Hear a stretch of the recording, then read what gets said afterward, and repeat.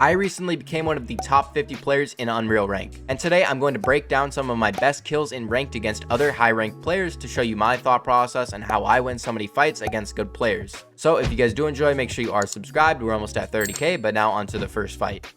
Now in this first fight, I'm going to show all of you how to incorporate movement into your edits and peaks, because most players actually make good edits, but they don't use their movement to keep themselves protected. So in this example right here, this is me on low ground, and I'm going to go and then create space. Now as I create space, a player is going to drop onto my wall. Now when this player drops onto my wall, pay attention to what I do. When he drops and tries to attack this wall right here, I'm going to edit out the right wall and then piece him from a right hand peek. Notice how I can see him but he can't see me. I then piece him, but I also notice I don't get this wall, but I do get this one because I had it previously. So what I'm going to do is incorporate my movement with the edit. I make a window edit while sprinting. What this does is, as you can see, it keeps me on a right hand peek, and when this player shoots, I'm protected but the other player isn't. I can then pump him once, reset the wall so that then the shot is blocked, and I hold the wall after though, because if I don't hold the wall, notice how he's holding out his map, he'll steal the wall for himself. But since I hold the wall, I can then grab it again and then wide edit because the player has shotgun delay, so I can then pump him and pick up a simple kill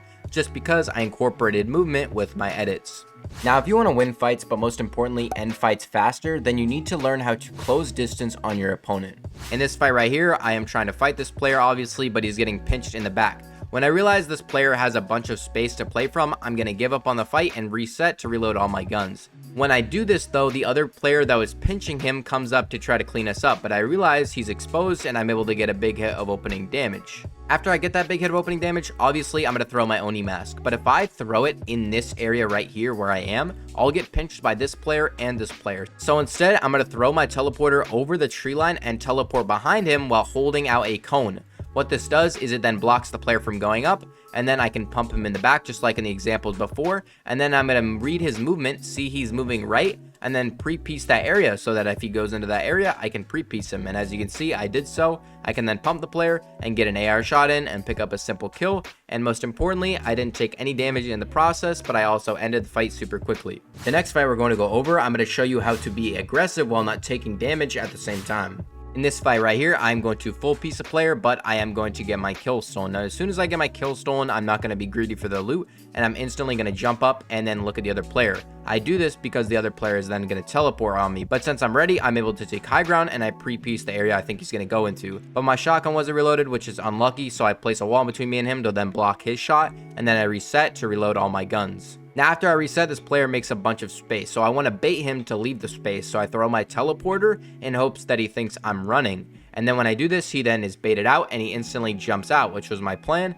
I'm able to then pump him and pre-piece the area next to him, but he falls down and he takes low ground. Now as I drop onto low ground, I notice that this player is playing from a box away and he creates two boxes. So I'm going to throw a ramp in this player's box, and then I'm going to move to the other box where he is because I know he has to be there. When I get up to this box though, I notice there's no cone in his box. So when I swing on his roof, I'm going to anticipate him to edit, and then I'm going to hold a ramp out so that I can then block his shot while piece controlling him. After he shoots, I know I can edit safely because he has shotgun delay. I can then crack him and chase him into the old box, and since I had a ramp in there, he gets stuck and I'm able to spray through and pick up a simple kill. Now in this next fight, I'm going to show you 3 kills all in the space of 30 seconds to teach you how to fight against good players while dealing with third parties at the same time. Now the first kill of the 3 we're going to break down is right here. I see a player across from the dojo from me and I'm going to teleport above his head. Notice how when I teleport though, I 180 and hold out a cone so that I can block this player. Notice how now that I've placed this cone, this player is now blocked and he can't go anywhere. After I do this, I can then land behind the player, pump him, and then place a wall in between me and him so he can't shoot back at me. But then he goes to his right and he steals the wall. This is a 50-50 at this point if he edits on me, so I get out and change angles. Now after I change angles, I notice something when this player boxes up. He doesn't place a floor in this box, so I'm going to steal the floor and then steal the cone, and then as I edit, I cut off the angle to the left so he can't go back into his old space. I then spray the player, he chokes, and I get my first kill. Now after I pick up this kill, I'm not going to go for any of the loot because I know a third party's coming, so I instantly sprint up and try and fight the other player because I don't want to get cleaned up. When I do this though, I realize that the player's a layer above me, so I'm going to jump up one layer, box myself, edit a window, and then place a cone. What this does is it prevents the player from going up a layer and building up, and then I can pre-piece the box to the right, but as you can see, he gets sprayed in the back and I'm able to pick up that second kill.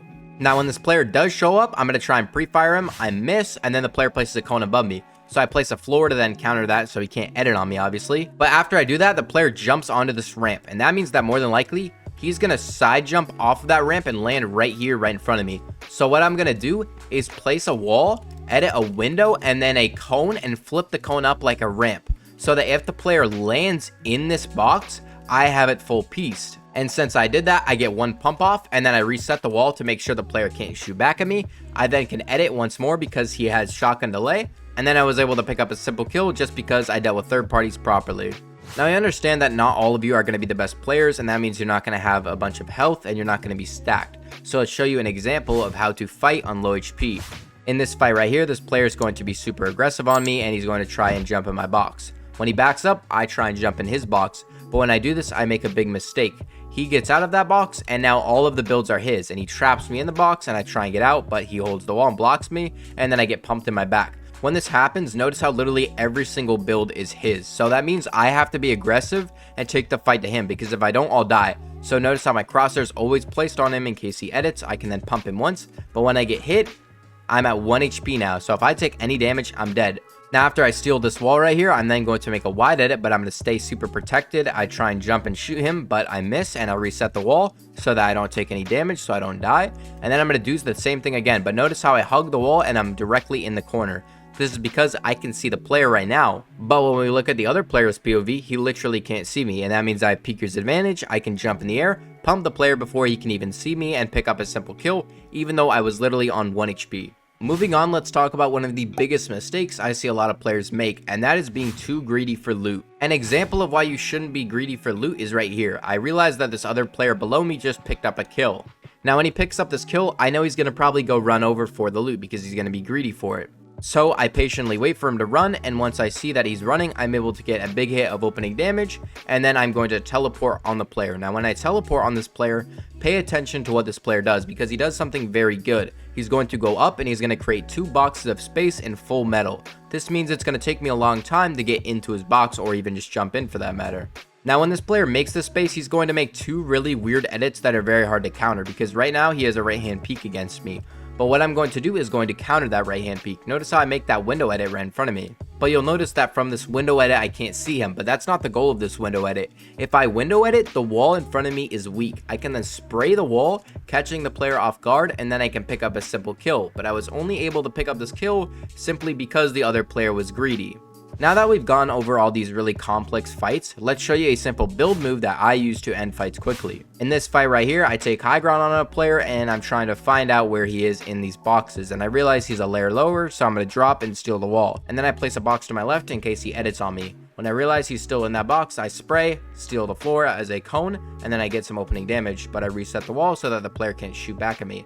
Now when he comes up to this wall, he sprays it and he steals it, so I move back into that box that I made previously. Now when this player makes a peanut butter edit, I'm going to wait for him to reset the wall. When he resets the wall, that means it's only 1 pickaxe away from being broke. So I'm going to edit the wall to my right, and then I'm going to flip up the cone like a ramp and then phase into the box. And I know I can do this because the player's popping a big pot, so he can't shoot back at me. I can then pump him once and then spray in and pick myself up a simple kill, just because I used a simple build move to phase myself in.